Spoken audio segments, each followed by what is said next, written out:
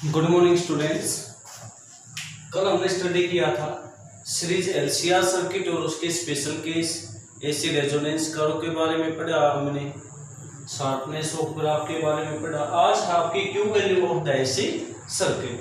Q value हमें किसके बारे में बताएगी? एसी रेजोनेंस कर्व की शार्पनेस के बारे में बताएगी। और जितनी ज्यादा क्यू वैल्यू होगी शार्पनेस भी ग्राफ की क्या होगी, उतनी ही ज्यादा होगी। और अगर क्यू वैल्यू कम होगी तो ग्राफ की शार्पनेस क्या होगी, कम होगी। अब बात हम क्यू वैल्यू को मेजर कैसे करेंगे। Q value is measured by the ratio of resonant frequency of AC circuit to the bandwidth. यानी जो रेजोनेंट फ्रीक्वेंसी है आपकी एसी सर्किट की, किससे डिवाइड कर दो, ग्राफ की बैंडविड्थ से, वो क्या देगी आपको, क्यू वैल्यू। अब ऊपर भी फ्रीक्वेंसी है आपकी, नीचे भी फ्रीक्वेंसी, तो यूनिट कैंसिल हो जाएंगी। तो क्यू वैल्यू जो है बेटा आपकी वो क्या है, यूनिटलेस एंड डायमेंशनलेस। ना ही इसकी कोई यूनिट और ना ही क्या है इसकी कोई डायमेंशन है आपकी। ऑल्सो वी हैव दूसरे फार्मूले हैं इसके, आपको एमसीक्यू में 1 नंबर में मिल सकता है। ये आपका क्यू वैल्यू इक्वल 1/r√LC या फिर ओमेगा नॉट इंटू L/r या फिर आपकी 1/ω0CR।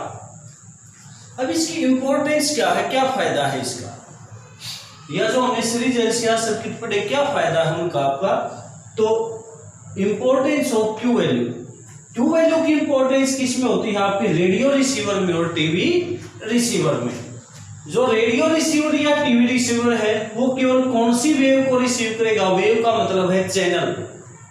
यानी जब हम चैनल चेंज करते हैं तो अलग अलग चैनल आते हैं, तो वो केवल आपकी कौन सी चैनल को या वेव को रिसीव करता है, जिस वेव की फ्रीक्वेंसी या चैनल या फिर सिग्नल की फ्रीक्वेंसी किसके बराबर होती है, resonant frequency of the AC in LCR circuit. और हमारे लिए कौन से रिसीवर बेस्ट रहते हैं या बेटर रहते हैं, जिनकी क्यू वैल्यू कितनी हो आपकी 100 के इक्वल हो, 100 के आसपास हो।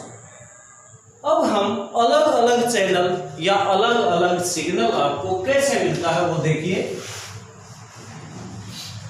एक प्रोसेस होता है आपका ट्यूनिंग। आपने रेडियो में लिखा हुआ, उसमें रोटेटर होते हैं आपके, एक तो वॉल्यूम का होता है, एक आपका ट्यूनिंग लिखा होता है। जब आप ट्यूनिंग वाले को घुमाते हैं रोटेटर को, तो आपका क्या होगा, चैनल बदलते जाते हैं, चाहे वो एफएम है या आपका एएम है, तो चैनल बदलते जाते हैं। चैनल क्यों बदलते हैं वो देखिए आप, एक प्रोसेस है आपका tuning. We know that, 2 number में ये भी दे देते हैं आपका, we know that resonant frequency किसके इक्वल होती है आपकी, 1/√LC। और अगर आप इसको इस फॉर्म में ले रहे हो तो क्या होगी, 1/2π√LC। अब जो आपका एलसीआर सर्किट होता है उसमें इंडक्टेंस की वैल्यू तो हम फिक्स लेते हैं, लेकिन कैपेसिटर बहुत सारे लेते हैं, जिसको हम गेन कैपेसिटर का नाम देते हैं। तो by changing the value of C, by changing the value of C यानी capacitance,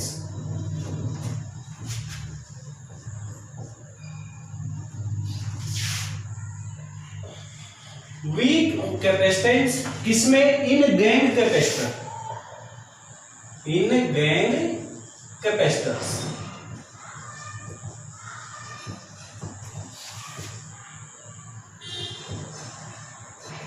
We can change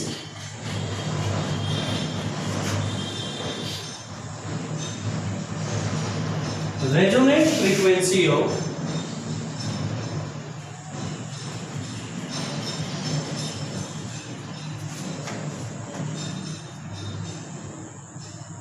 AC, resonant frequency of AC in LCR circuit। LCR circuit में हम एसी की क्या चेंज कर देंगे, रेजोनेंट फ्रीक्वेंसी चेंज हो जाएगी। To receive the, क्या रिसीव करने के लिए, डिजायर्ड सिग्नल या फिर desired wave. To receive the desired signal और वेव या फिर चैनल। चैनल आप अच्छे से समझते हो। तो दिस फिनोमिनन इज कॉल्ड, या दिस प्रोसेस कह सकते हो आप, this process is called tuning. ये प्रोसेस क्या होता है आपका, ट्यूनिंग होता है। और आपने लिखा भी देखा उस पर ट्यूनिंग लिखा होता है। तो ट्यूनिंग में हम क्या करते हैं, जब रोटेटर को घुमाते हैं हम ट्यूनिंग में, तो उसमें हम कैपेसिटेंस की वैल्यू चेंज करते हैं। क्योंकि बहुत सारे कैपेसिटर होते हैं जहां हम घुमाते हैं, उसके अंदर बोर्ड के अंदर, बॉडी के अंदर, रेडियो या टीवी की, जिनको हम गेन कैपेसिटर कहते हैं। गेन क्या होती है, जहाँ पे बहुत सारी चीजें वो आपकी एक तरह की, वो क्या होती है, गेन।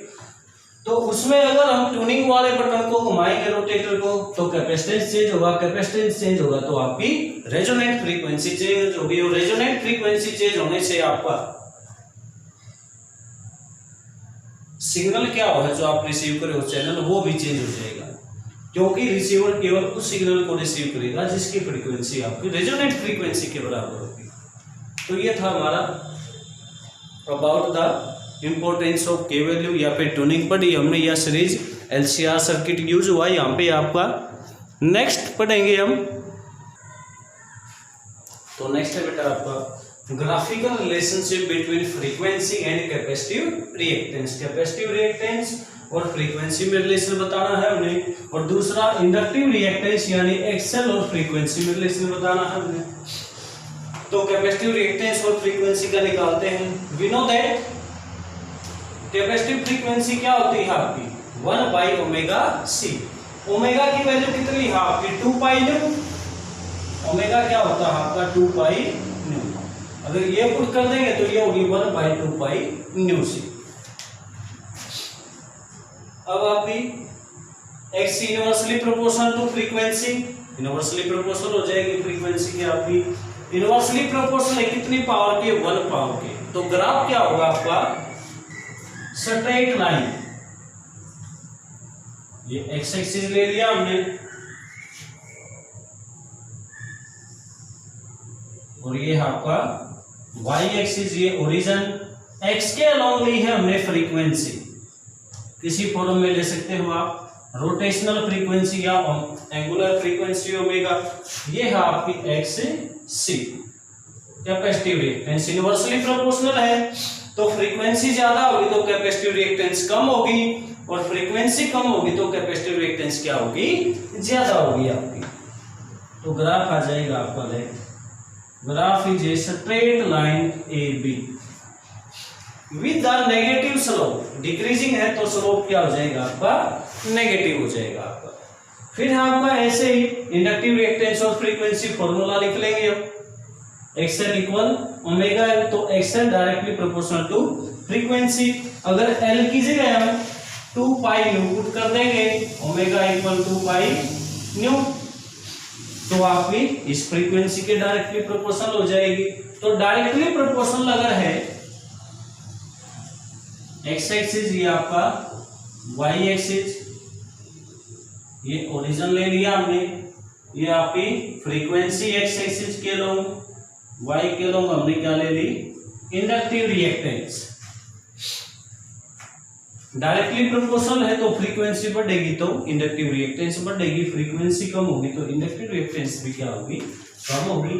तो इसके लिए ग्राफ आ जाएगा आपका, graph is a straight line or a incline to the X axis के इंक्लाइंड है एंड हैविंग पॉजिटिव स्लोप। अगर किसी का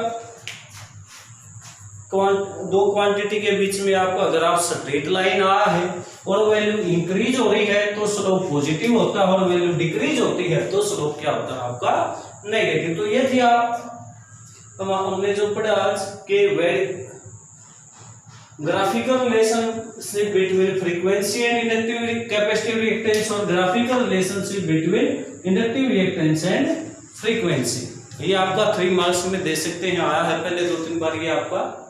तो नेक्स्ट टॉपिक है हमारा, फिर पढ़ेंगे हम average power of an AC circuit having pure resistor. तो नेक्स्ट टॉपिक है बेटा आपका एवरेज और true power of an AC circuit having pure resistor, यानी एसी सर्किट जिसमें प्योर रेजिस्टर है उसमें कितनी पावर कंज्यूम होगी क्या करने के लिए, अल्टरनेटिंग करंट को फ्लो करने के लिए, कंप्लीट साइकिल के लिए वैल्यू निकालेंगे हम। तो एवरेज पावर के लिए हम लेंगे फॉर्मूला आपका कि total work done upon total time. Average power क्या होती है आपकी, total work done upon total time. Complete cycle में टाइम कितना होता है, टाइम पीरियड के इक्वल। तो हमने को क्या ले लिया है, सर्किट ले लिया जिसमें प्योर रेजिस्टर है। प्योर रेजिस्टर होगा तो वोल्टेज और करंट दोनों किस में होंगे आपके, सेम फेज में। तो इंस्टेंटेनियस वैल्यू ऑफ वोल्टेज आपकी V not sine omega T, instantaneous value of current क्या हो जाएगी, I not sine omega T. अगर हम इंस्टेंटेनियस वोल्टेज और इंस्टेंटेनियस पावर को मल्टीप्लाई करेंगे तो आपके पास क्या आ जाएगी, इंस्टेंटेनियस वैल्यू ऑफ पावर। क्योंकि हमने पढ़ा है कि जो पावर है आपकी, एक आपकी पावर किसके इक्वल होती है, वोल्टेज इनटू करंट के।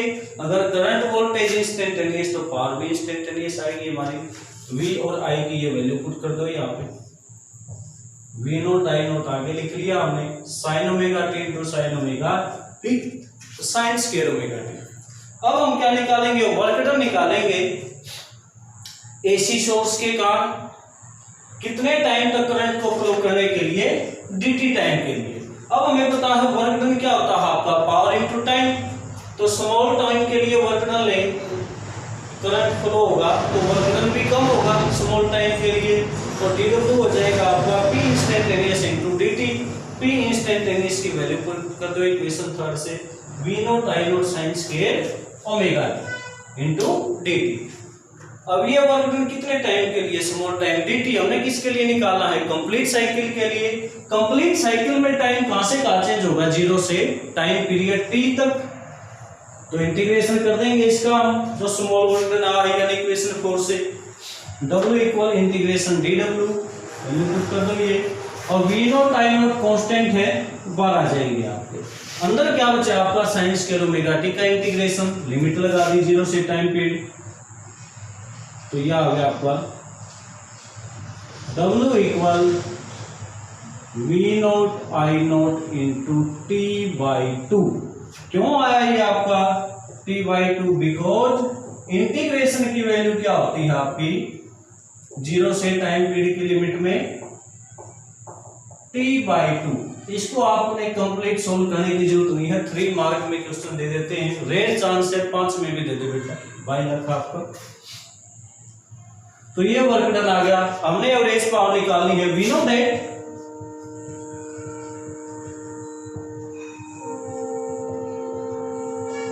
एवरेज और ट्रू पावर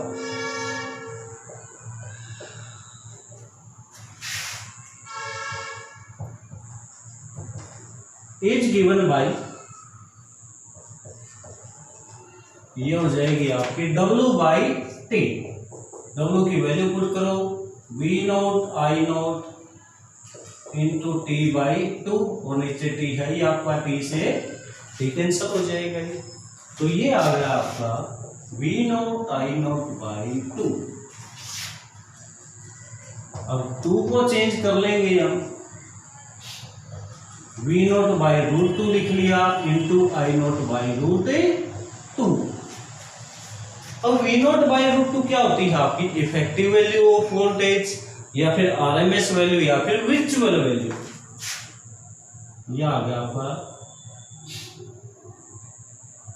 और P average equal V effective into I effective. Side में लिख देंगे हम H V effective equal V naught by root 2 and I effective equal I naught by root 2। यह होगी आपकी इक्वेशन 6। तो ट्रू पावर या एवरेज पावर आपकी किसके इक्वल हो जाएगी, product of the effective voltage and effective value of current. So hence average और true power of an AC circuit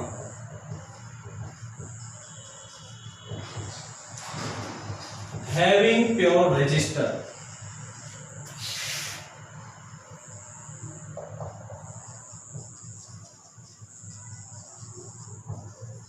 always be equal to the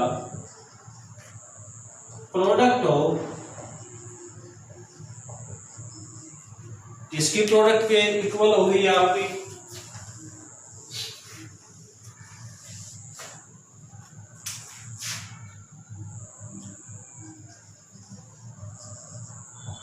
product of effective values of AC voltage and AC current। तो ये था आज का topic हमारा। कल हम study करेंगे एवरेज और true power of an AC circuit having pure capacitor and having pure inductor. फिर एक केस स्टडी करेंगे जिसमें आपके तीनों होंगे, इंडक्टर भी, कैपेसिटर भी और रेजिस्टर भी। आज के लिए इतना ही। Thank you students, have a nice day, God bless you बेटा।